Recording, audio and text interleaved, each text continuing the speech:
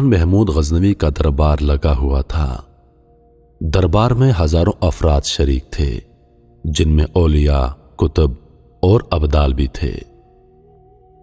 سلطان محمود غزنوی نے سب کو مخاطب کر کے کہا، کوئی آدمی مجھے حضرت خضر علیہ السلام کی زیارت کروا سکتا ہے؟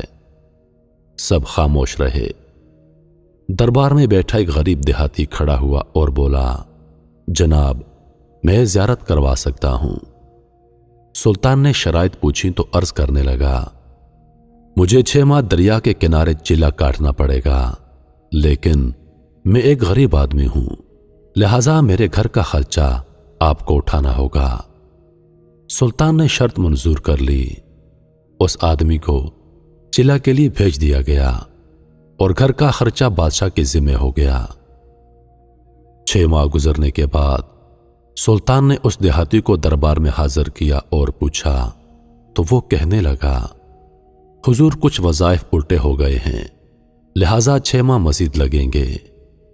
مزید 6 ماہ گزرنے کے بعد سلطان کے دربار میں اس دیہاتی آدمی کو دوبارہ پیش کیا گیا تو بادشاہ نے پوچھا، میرے کام کا کیا ہوا؟ یہ بات سن کر دیہاتی کہنے لگا، بادشاہ سلامت، کہاں میں گنہگار اور کہاں حضرت خضر علیہ السلام، میں نے آپ سے جھوٹ بولا تھا۔ دراصل میرے گھر کا خرچہ پورا نہیں ہو رہا تھا، بچے بھوک سے مر رہے تھے، اس لیے ایسا کرنے پر مجبور ہوا۔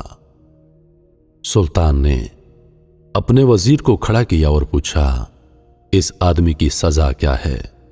وزیر نے کہا، جناب، اس آدمی نے بادشاہ کے ساتھ جھوٹ بولا ہے، لہذا اس کا گلا کاٹ دیا جائے۔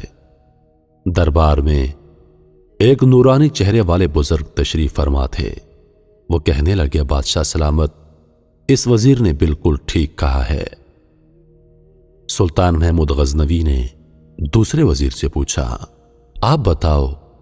اس نے کہا، جناب والا، اس آدمی نے بادشاہ کے ساتھ دھوکہ کیا ہے، اس کا گلا کاٹ دیا جائے، بلکہ اسے کتوں کے آگے ڈالا جائے تاکہ یہ بلک بلک کر ذلیل ہو کر مرے اور اسے مرنے میں کچھ وقت تو لگے۔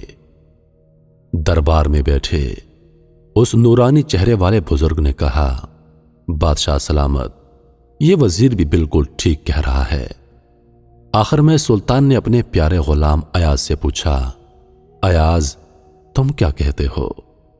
ایاز نے کہا، حضور، آپ کی بادشاہی سے 1 سال ایک غریب کے بچے پلتے رہے، آپ کے خزانے میں کوئی کمی نہیں آئی اور نہ ہی اس کے جھوٹ سے آپ کی شان میں کوئی فرق پڑا ہے۔ اگر میری بات مانیں تو اس کو معاف کر دیں، کیونکہ اگر اس کو قتل کر دیا تو اس کے بچے بھوک سے مر جائیں گے۔ ایاز کی بات سن کر محفل میں بیٹھے وہی نورانی چہرے والے بزرگ کہنے لگے، ایاز بالکل ٹھیک کہہ رہا ہے۔ سلطان نے اس بزرگ کو بلایا اور پوچھا، آپ نے ہر وزیر کے فیصلے کو درست کہا، اس کی وجہ مجھے سمجھائیے۔ وہ بزرگ کہنے لگا، بادشاہ سلامت، پہلے نمبر پر جس وزیر نے کہا کہ اس کا گلا کاٹا جائے، وہ وزیر ذات کا کسائی ہے، اور کسائی کا کام ہی ہے گلے کاٹنا۔ اس نے اپنا خاندانی رنگ دکھایا، غلطی اس کی نہیں، غلطی آپ کی ہے کہ آپ نے ایک کسائی کو وزیر بنا لیا۔ دوسرے نمبر پر جس نے کہا کہ اسے کتوں کے آگے ڈالا جائے، اس وزیر کا والد بادشاہوں کے کتے نہلایا کرتا تھا، کتوں سے شکار کھیلتا تھا، اس کا کام ہی کتوں کا شکار ہے، تو اس نے اپنے خاندان کا تعارف کروایا۔ آپ کی غلطی ہے ایسے شخص کو وزارت دی۔ جہاں ایسے لوگ وزیر ہوں گے وہاں لوگوں کو کتوں کے آگے ہی ڈالا جائے گا۔ اور آخر میں جو فیصلہ ایاز نے کیا تو سلطان سنو، ایاز ایک سید زادہ ہے۔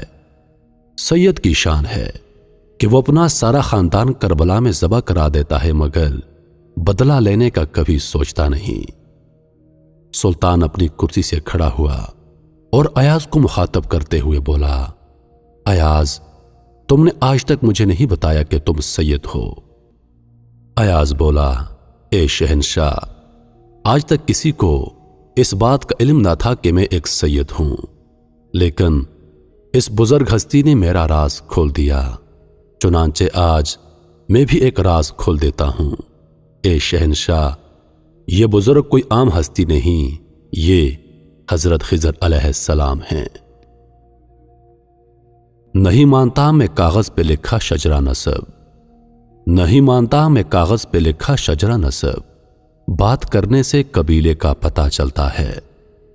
کہتے ہیں کہ ہمیشہ گھوڑا اور دوست اعلی نسل کا پالیے، کیونکہ بری نسل کا گھوڑا اور بری نسل کا دوست پالیں گے تو وہ آپ کو نقصان ہی دیں گے۔